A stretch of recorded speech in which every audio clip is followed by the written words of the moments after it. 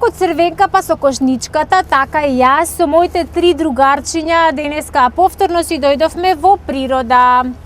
И ние некако станавме толку многу зближани за ова место. Не само заради тоа што тука многу често се среќаваме со нашето другарче Пинги, туку заради тоа што многу ни е убаво во природа, кога уживаме со вкусните оброци кои се подготвуваат само за некоја секунда.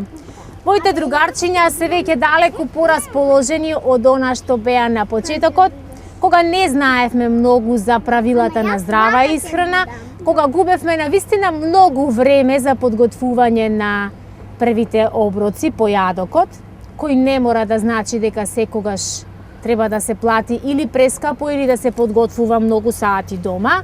Значи потребно е само да знаеме што е корисно, што е здраво и што на нашите дечиња ќе му обезбеди квалитетно детство и живот без лекови.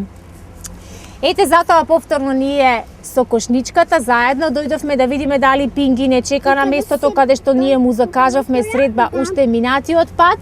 Другарчиња, јас мислам дека и Пинги нешто многу се измени, стана многу поумен, дури почна да работи со компјутер. Знаете ли вие дека Пинги си купил лаптоп? Знаеме, но до вчера ни кажа. Да? Ајде да цирнеме што работи Пинги во неговиот лаптоп, дали ќе ни открие. Може? Ајде.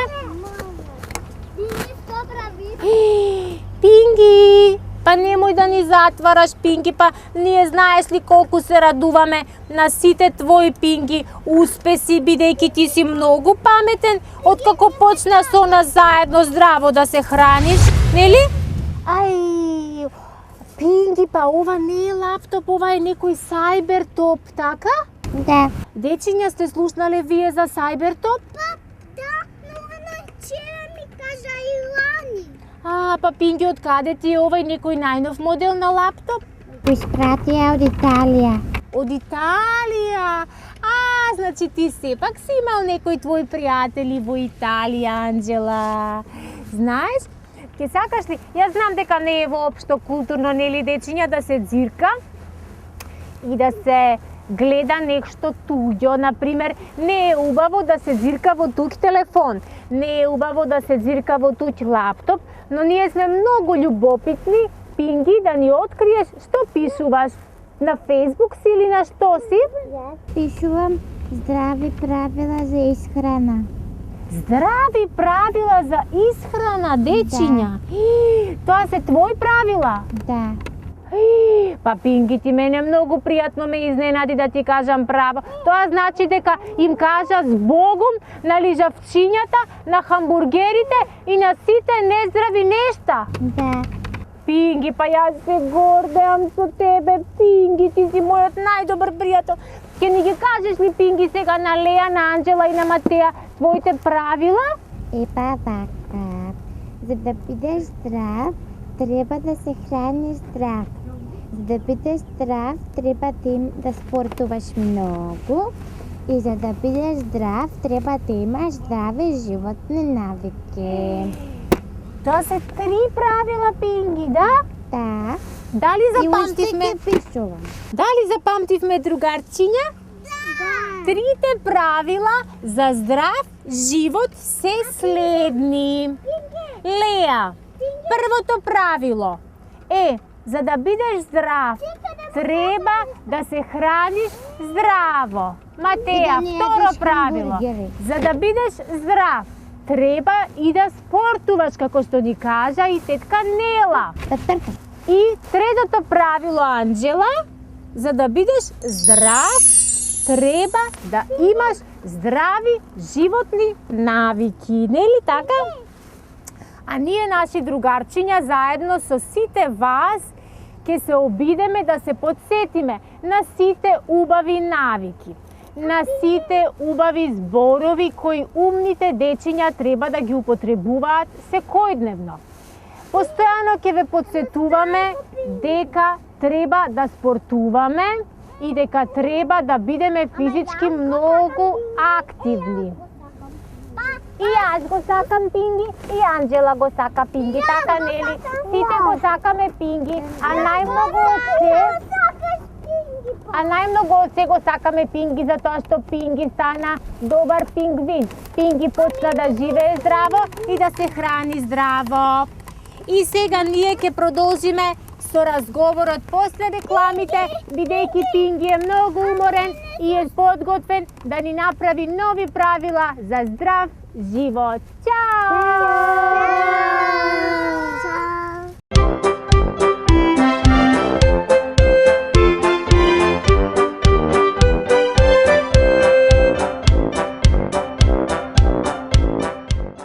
Драги наши, повторно е време за сериозни муабети, бидејќи во првиот дел малку играме, малку се шегуваме, малку се едуцираме, но најчесто се забавуваме со најмилите и со најмалите, а сега малку време за муабет. Доктор Јадранка Бибан е повторно наша денешна гостинка, односно ние сме гости во Осумка. Имаме една многу интересна тема за која последниве денови многу читав на интернет, а и слушав на дел од нашите вести, дека ние спаѓаме во една од најдебелите нации, а македонките пак се декларирани како најдебели на Балканот. Македонската жена е најдебела жена на Балканот. Дали тоа некого го прави горд или не, мене навистина воопшто не ме радува таа информација која што ја прочитав и дури сум загрижена.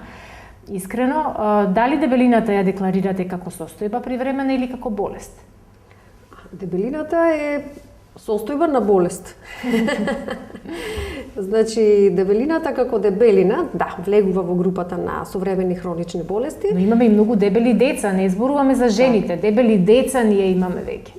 Тоа е веќе грабење со силни чекори кон Европа, кон развиениот западен свет. Ние со прифаќање на вредностите на западниот свет, на живење во развиениот запад, мислам дека најпрво ги прифаќаме најлошите навиките во исхраната. Отпусти тренд. Отпусти тренд да бидеме во тренд модерни да бидеме. Така, и токму тоа станува веќе наше секојдневие и проблемите кои што се поврзани со нездравиот начин на исхрана веќе испливуваат на површина веќе и кај нас не само дебелината, туку и кардиоваскуларните болести стануваат број 1 убици на современиот човек. А сите тие се дел од нездравото западњачко, така би се рекло, западњачко живење. Убаво кажавте дека има податок кој што кажува дека нашите македонки, значи нашите жени се едни од најдебелите, односно се најдебели во овој регион. Да. Така? Да.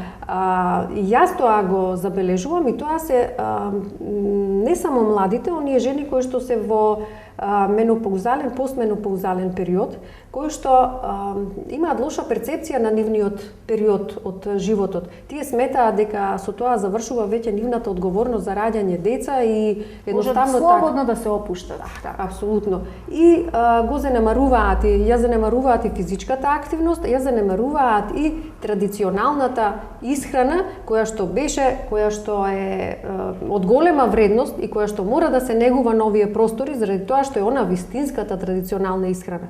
Мене многу лошо ми паѓа кога ќе побарам некоја постара господја да примени дома нешто од програмата на Осумка и која ќе каже како тоа да го направам без мевце, како да го направам без масло. Нема вкус. Ако таа постара господја не знае тоа да го направи, тоа како ќе бараме од некоја млада домаќинка која што има 25-6 години, која што не ја живеела таа традиција, македонска традиција, пак сега таа да го направи. Но за среќа помладите многу повеќе се интересираат за здравите животни навики и тоа ме радува на некој начин и внимавам на својата линија и така. Но дебелината како и да е проблем. И проектот Осумка од почеток многу луѓе го перцепираа како проект за слабење. Проектот Осумка е лекување со храна и здрави животни навики. А оној кој што се подвргнува на здравата исхрана која што ја препорачуваме преку проектот Осумка, тој сам по себе доаѓа до идеалната тежина. Да, до идеална телесна тежина, заради тоа што здравјето, односно состојбата на здравје е состојба на идеална телесна тежина. Така што, доколку ние сакаме да практикуваме здрави животни навики од било која причина, дали да излекуваме некоја болест, дали едноставно да ги смениме нашите навики, дали сме над или под идеалната телесна тежина, веќе доаѓаме на идеална телесна тежина и тука остануваме. И затоа на проектот Осумка му е најлесно да изрегулира телесната тежина, затоа што идеалната телесна тежина е нус продукт од лекувањето со храна.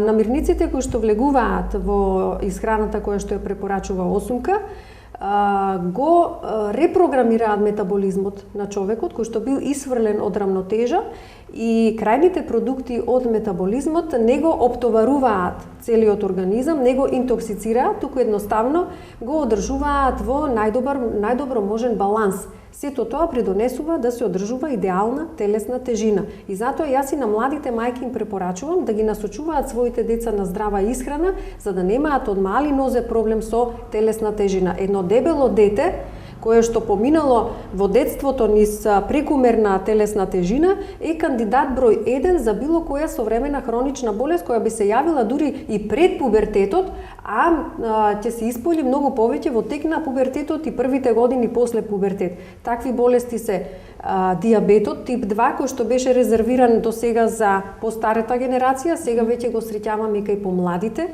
остеопорозата, обстипација и други заболувања на дигестивниот тракт, анемиите, оштетување на зглобовите и коските и така натаму, па дури и карциноми.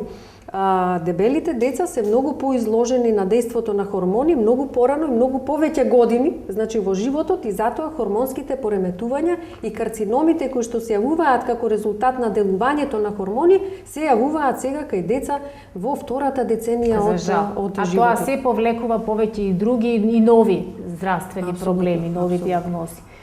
Значи, внимателно со исхраната, особено ова важи за родителите кои трчаат по секоја цена да ги нахранат децата и да се изеде се до крај, нешто што мене од секогаш многу ме иритирало, значи ако не може, не мора да се изеде се до крај. Така. Ниедно дете нема да умре ако не ја го изеде целиот оброк до крај, и не мора да се прават ужинки на секој час и половина, два. Има родители што се многу амбициозни, особено бабите, што се многу амбициозни на многу брзо време да се даваат повеќе оброци, да се даваат вештачки работи, да се даваат оние сите штетни грицки кои што децата, боже, многу ги сакаат, а докажано е дека може и без тие да се живее, така нели? Апсолутно, и она што најлоша навика би се рекло на родителите па и на бабите, дедовците е кога некое дете ќе направи некоја добра работа, се наградува со лоша храна. Ајде едно чоколадо или едни смоки затоа што беше многу добар. Ете така, и тогаш тоа дете добива перцепција дека тоа е специјална храна, многу вредна храна, многу важна храна за неговиот живот, и таа храна добива посебно место во неговиот живот, така заслужена.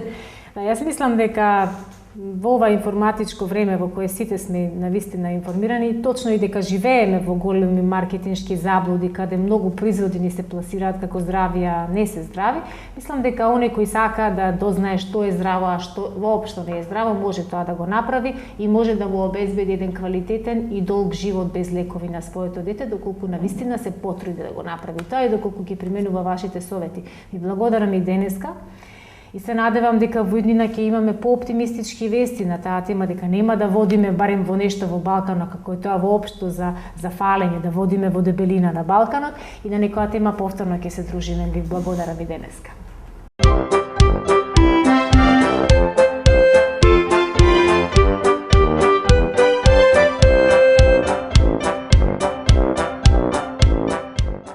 Еве, другари, другарчиња во најзабавните и најдолго очекувани минути, верувам дека е така, барем по реакциите на оние другарчиња, дечиња, баби, мајки кои не пресретнуваат од самите почетоци на Звезди и приказки. Значи, најмногу се радуваме на крајот на приказната да видиме кој и која приказна ќе ни ја раскаже за денеска. Токму денеска имаме чест и задоволство со нас да биде тетка Ани Малинкова, дамата која е долги години присутна на нашата фолк естрада, задолжително секогаш со незината прекрасна насмевка и она која што многу квалитетно го задржала детето во себе. Дали е точно, Ани? Точно е, Сузе. И тоа не само поради тоа што имаш две керки со кои сигурно на многу наврати си се препознала себе си во детството, ами и поради тоа што ти си фабрички дете, бре. Или? Може да се каже така.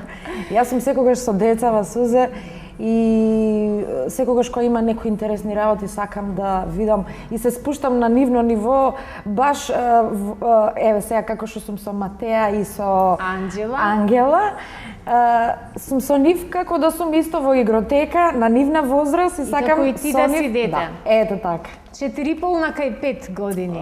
Да. Тоа се нашите звезди.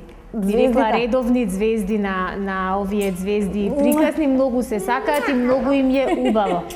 Кажи ми, што беше најомилена играчка во твоето детство? Мојата најомилена играчка беше мече. Како дете, значи, мечето ушко. Тој цртан филм често пати, значи, кога како дете, еве вака, како Ангела и како Матеа, Анджела и Матеа, да, ќе се потсетам, ете така, пред легнување, значи, обавезно, значи, пред вестите тогаш беше, значи, цртан филм, мечето ушко и редовно си го гледав. И кога, значи, кога веќе створив фамилија, нормално, нели, дечиња, и ми раскажував тој цртан филм за мечето ушко и они се чудеа зашто вика го нема на телевизиите, зашто не се прикажува. После со тек на време, како што растеа Стефанија и Софија, гледам, почнаа да го даваат мечето ушко. И јас сама, како што седев на кревет и гледав телевизија, и најнашка гледам мечето ушко. Викам брзо да дојдете, викам да го гледате, викам мечето ушко. Јас сега само очекувам Жолтко и Лутко да го дадат. Се сеќаваш на Жолтко и Лутко, нели? Имаше навистина многу интересни цртани во нашето време. И бидејќи тогаш немаше интернет, нека звони телефонот, па ние сме на емисија, па како можеме, па нели не е пристојно да се разговара на телефон додека си во емисија, така, нели? Нели, Матеа? Да. Јас мислам дека е вистинско време ние да преидеме на главното и да видиме што приказна тетка Ани ви одбра вас, млади госпогици, за денеска, а и на сите наши другарчиња. Обавезно, еве сега јас ја одбрав Ариел. Значи, ова е една прекрасна сликовница, па го има и во цртани филмови, значи на CD, значи може и да се гледа. И е еден прекрасен филм, а ние сега ќе го прочитаме. Сирената? За сирената, малата сирена. Ариел, одлично. Супер. Да почнеме? Да. Ајде. Некогаш одамна, во големите морски длабочини, постоело едно чудесно морско царство со свој разнобоен морски народ. Ете. Среде бројните кукички од седефи и корали се издигала прекрасната палата на кралот Тритон. Мокниот владетел на овие непристапни краеви. Тој постојано бил презафатен со своите дворски обврски.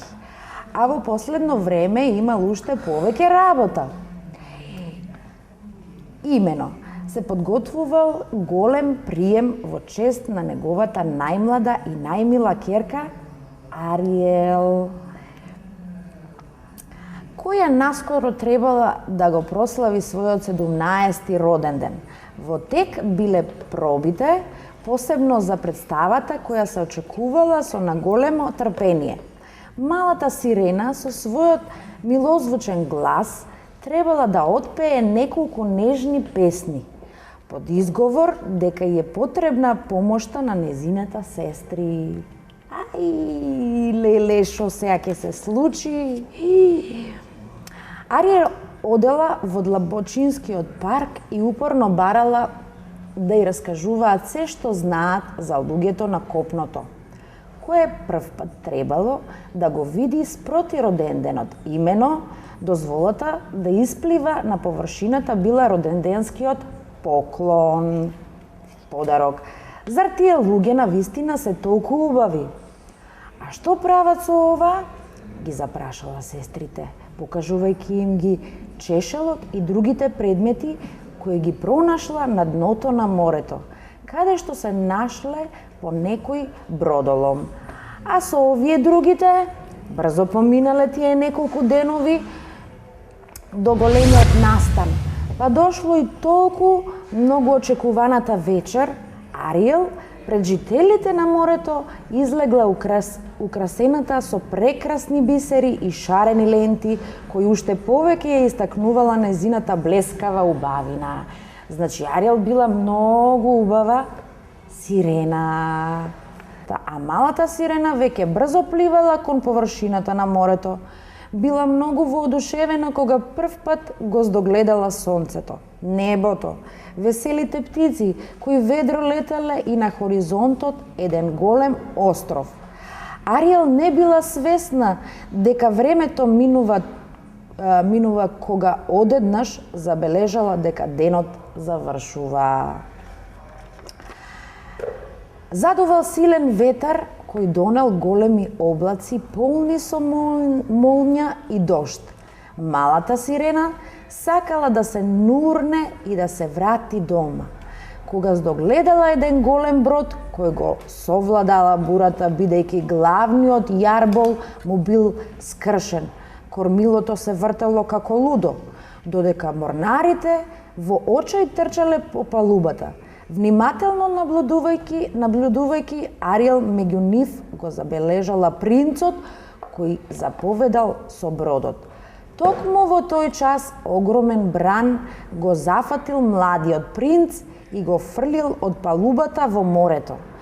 Ариел брзо отпливала кон него и втасала токму навреме пред да потоне.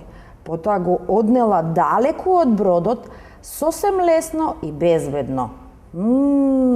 До блискиот брег. Тогаш си припомнала на зборовите на татко и веднаш се оддалечила. Така што не ја забележала ни девојката која дотрчала да им помогне на бродоломците. Малата сирена се сокрила зад една карпа на брегот, со копнеш наблюдувајќи го принцот, а тој отварајќи ги очите, ја здогледал девојката која што туку пристигнала и верувајќи дека таа му го спасила животот. Од благодарност ја замолил да му стане жена. Ариел била очајна. За тие неколку мигови таа силно се влюбила во преубавиот принц и не би било праведно тој воопшто да не дознае за неа. Затоа таа отпливала до мрачната пештера на морската вештерка, која и рекла со својот пискав глас: "Знам дека сакаш да станеш девојка за да го освоиш срцето на својот сакан. Можам да ја извадам таа магија, но за возврат го сакам твојот милозвучен глас. Се согласуваш ли?" Ариел рекла да. Веднаш одговорила Ариел, во својот час видела како опашката и се претвара во две убави тенки нозе. "Но запомни," рекла вештерката, "ако принцот се ожени со друга, ќе се претвориш во бела морска пена." Потоа со помош на магија ја префрлила на брегот каде што се наоѓал принцот, а таа од возбуда паднала онесвестена. Следното утро момчето по обичај шетало по брегот и се наишло на малата сирена. Се уште онесвестена, ја кренел и ја однел во својот дворец. Кога Ариел ги отворила очите, пред себе го здогледала својот принц. За малку од возбуда повторно се онесвестила. Аз се го се онесвестувала. Или? Колку била убава? И што се случило после? За жал немала глас да ја искаже својата љубов. Туку можела да се разбира со поглед и со движење. Ја негувала со големо внимание, таа набрзо закрепнала. Принцот многу ја засакал и со неа минувал долги часеви.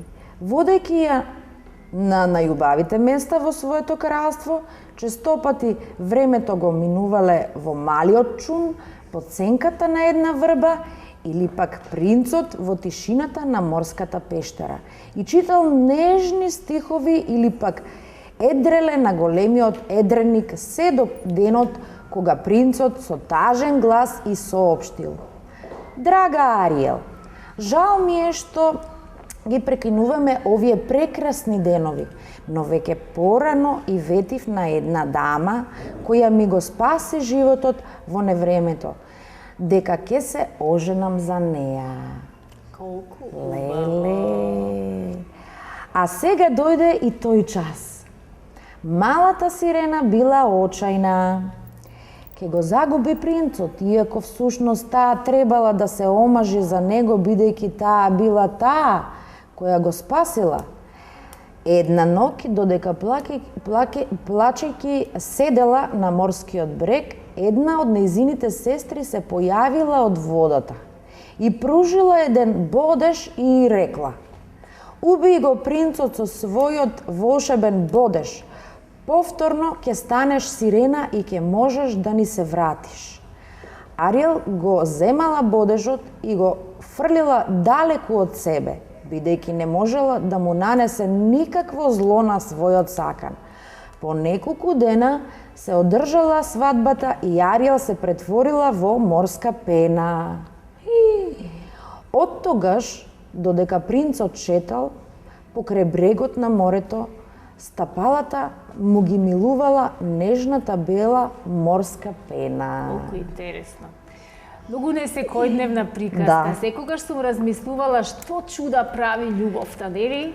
Многу убави Овде нешта. нема принцеви и принцези, Така е. но има многу интересен начин како да не му наштетиш на саканиот, а сепак да го изгубиш, така нели? Па некогаш се случуваат и такви моменти. Да, и во приказните, но и во животот. Така е. Ти благодарам што беше дел од Благодарам. нашите звезди Исто. и приказни, што не Многу сте наврати на сладки. Ариел. Да, и што ете ги подсетивме нашите другарчиња на оваа многу интересна приказка за малата сирена Ариел. Довидување, драги речиња, се гледаме повторно во нашите редовни термини.